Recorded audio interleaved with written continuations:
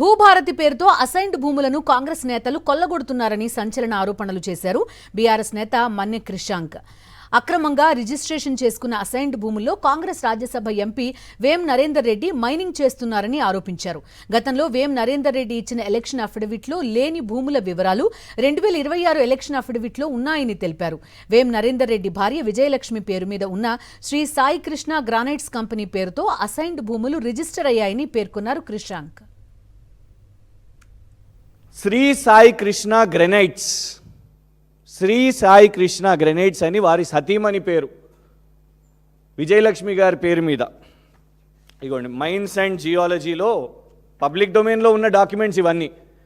Mines and geology దాంట్లో permissions తీసుకొని Shri Sai Krishna granites proprietor Vem Vijayalakshmi, wife of వేం నరేందర్ రెడ్డి అని బ్లాక్ గ్రెనైట్ మైనింగ్ చేస్తున్నారు. ఇది ఎలక్షన్ అఫిడవిట్లో పొందుపరిచిర్రు. ఆ యొక్క సేమ్ సర్వే నంబర్లు అన్నీ కూడా ఇవే.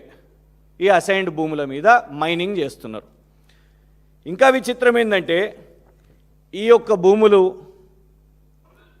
అసైన్డ్ ల్యాండ్స్, ప్రొహిబిటెడ్ ల్యాండ్స్ అని సంతకం కూడా ఉన్నది ఇందులో. ఎవరెవరు సంతకాలు? మండల్ గిర్దవర్, తహసీల్దార్ కే సముద్రం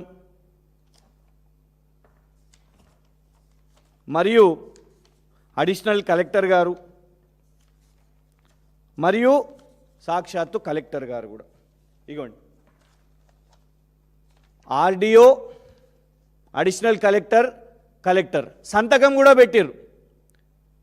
ఇందులో స్పష్టంగా